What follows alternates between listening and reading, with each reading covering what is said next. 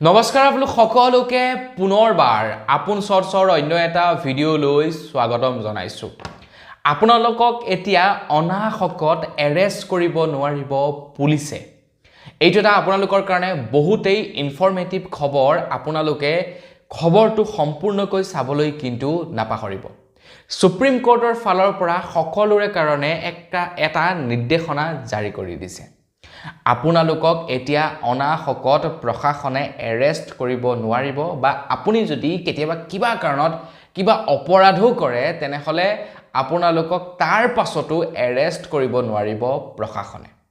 এটা কঠোৰ নিৰ্দেশনা জাৰি কৰি দিছে উচ্চতম ন্যায়ালয়ে। তো সেই নিৰ্দেশনাটো কি সেই সম্পৰ্কে আজিৰ এই ভিডিঅ'টোত মই আপোনালোকক জনাম। কেতিয়াবাতো এনেকুৱা হয় চাগে আপোনালোকৰ, হয় নে নহয়, যে আপোনালোকে হয়তো দেখা পাইছে ক'ৰবাত কিবা এটা খেলিমেলি লগাই থৈ আহিলে, ব'ল থানালৈ ব'ল, ধৰি লৈ গুচি যায়গে। তাত গৈ মীমাংসা হ'ব, কিবা হ'ব, কি কৰিলে কি নাই কৰা সোধপোছ হ'ব, সেইবিলাক কাম কাজবিলাক হয়। গতিকে কিছু আইনগত প্ৰক্ৰিয়া আছে, কিছু আইনগত নিয়ম আছে, যিবিলাক নেকি আইনগত প্ৰক্ৰিয়া বা আইনগত নিয়মসমূহ কিছু সময়ত পালন কৰা দেখা পোৱা নাযায়। গতিকে সেইবিলাক পালন কৰিব লাগিব। সেইবিলাক পালন নকৰিলে হ'ব নেকি? এতিয়া কোনোবা এজন প্ৰশাসনিক বিষয়াই যেতিয়া এখন গাড়ী লৈ যাব, সেই গাড়ীখনৰ পলিউশ্যন থাকক বা নাথাকক কোনো কথা নাই, সেই গাড়ীখনৰ ইঞ্চুৰেঞ্চ থাকক বা নাথাকক কোনো কথা নাই।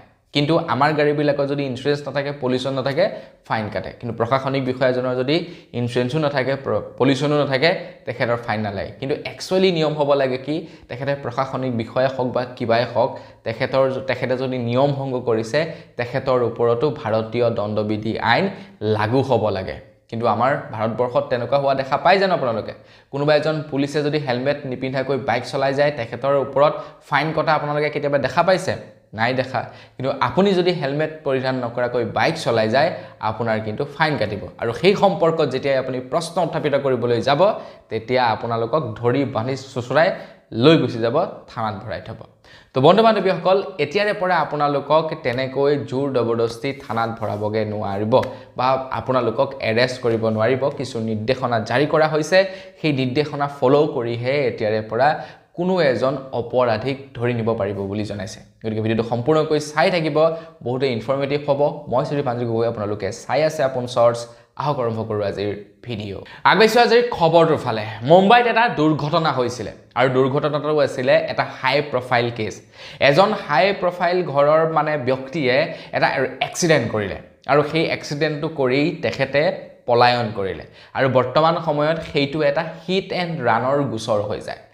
আপুনি যদি কেতিয়াবা কিবা কাৰণত কাৰোবাক খুন্দিয়াই আৰু আপোনালোকে যদি লগে লগে পলায়ন কৰে ন, সেইটো হ'ব হিট এণ্ড ৰানৰ গোচৰ। আৰু যিটোত নেকি আপোনালোকে নন বেইলেবল অফেন্স কৰে, আপোনালোকে বেইল নেপায় সেই গোচৰটোত, বা আপোনালোকে সেই অপৰাধৰ ভিত্তিত আপোনালোকে বেইল নাপায়, জেলত থাকিব লাগিব। কাৰণ নতুনকৈ ভাৰত চৰকাৰে নিয়ম বনাইছে। ঠিক তেনেকুৱা ধৰণৰ এটা অপৰাধ কৰিছিলে এজন ব্যক্তিয়ে আৰু সেই অপৰাধৰ শুনানি জাৰি কৰি উচ্চতম ন্যায়ালয়ে কৈছে, যেতিয়া নেকি কোনো এজন ব্যক্তিক প্ৰশাসনে বা পুলিচে যেতিয়া নেকি এৰেষ্ট কৰিবলৈ যায়, প্ৰকৃতাৰ্থত পুলিচজনে সেই অপৰাধীজনক কিয় এৰেষ্ট কৰিবলৈ গৈছে তাৰ প্ৰপাৰ কাৰণ জনাব লাগে প্ৰথমে, আৰু তাৰ পাছতে তেখেতক এৰেষ্ট কৰিব লাগে। কিবা কাৰণত যদি সেই ব্যক্তিজনে ৰিজনেল লেংগুৱেজ বুজি নাপায়, তেন্তে তেখেতৰ ভাষাত বুজাব লাগিব। যদি তেখেতে বোলে আপোনাৰ হিন্দী ইংলিছ বুজি নাপায়, তো অসমীয়াত তেখেতক লিখিতভাৱে জনাব লাগিব যে এইটো কাৰণত তোমাক আমি এৰেষ্ট কৰিবলৈ আহিছোঁ, ইয়াক এৰেষ্ট ৱাৰেণ্ট বা এনেকুৱা ধৰণৰ কয় আৰু। তো তেখেতক প্ৰথমে জনাব লাগিব, কাৰণটো দৰ্শাব লাগিব। আৰু তাৰ পাছতেই এৰেষ্ট কৰাৰ 2 ঘণ্টাৰ ভিতৰত গোটেই স্থিতি, তেখেত কি অৱস্থাত আছে, কি কৰিছে, কি নাই কৰা, গোটেই স্থিতিসমূহ উকিলক জনাব লাগিব, ঘৰৰ মানুহক জনাব লাগিব। এইটো এটা নিৰ্দেশনা জাৰি কৰি দিছে উচ্চতম ন্যায়ালয়ৰ ফালৰ পৰা।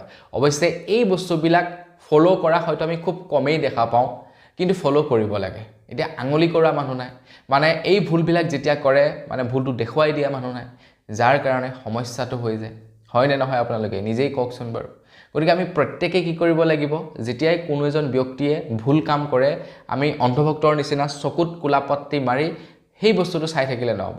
আমি সেই বস্তুটোৰ ওপৰত মাত মাতিব লাগিব আপুনি মাত মাতোতে হয়তো আপোনাৰ ওপৰত মাৰধৰ চলিব পাৰে আপুনি হয়তো দেশদ্ৰোহী হ'ব পাৰে কিন্তু যেতিয়া নেকি সকলোৱে সেই বস্তুটোক ৰিপিটেডলি মানে মাত মাতিবলৈ ল'ব সেই অন্যায়ৰ বিৰুদ্ধে যেতিয়া মাত মাতিবলৈ ল'ব তেতিয়া বস্তুবিলাক এদিন নহয় এদিন ঠিক হৈ যাব গতিকে আমি কি কৰোঁ মোৰ লগত হোৱা নাই নহয় বাদ দেচোন যি হয় হৈ থাকক আমি সেইটো বুলি ভাবি লওঁ আৰু সেইটোৱেই হৈ গ'ল আমাৰ একমাত্ৰ সমস্যা বাৰু যি কি নহওক উচ্চতম ন্যায়ালয়ে জাৰি কৰা এই নিৰ্দেশনাটো আপোনালোকৰ কেনে লাগিলে কমেন্ট সেকশনত জনাব মুঠৰ ওপৰত এতিয়াবা কোনোবা অপৰাধীক যদি এৰেষ্ট কৰিবলৈ যায় প্ৰথমে তেখেতক জনাব লাগিব যে কি কাৰণত তেখেতক এৰেষ্ট কৰিবলৈ আহিছে আৰু তাৰ পাছত তেখেতৰ স্থিতি পৰিয়ালবৰ্গক জনাই থাকিব লাগিব উকিলক জনাব লাগিব এই সম্পৰ্কত যে কিয় এৰেষ্ট কৰি আনিলে তেখেতক এয়া এক নিৰ্দেশনা জাৰি কৰি দিয়া হৈছে তো বন্ধু এনেসকল বস আজিৰ ভিডিও জনাবলৈ খবৰ ইমান কেইটাই আছিলে খবৰ কেইটা জানি কেনে পালে কমেন্ট সেকশনত জনাব যদি ভাল লাগিলে লাইক এটা কৰি থৈ যাব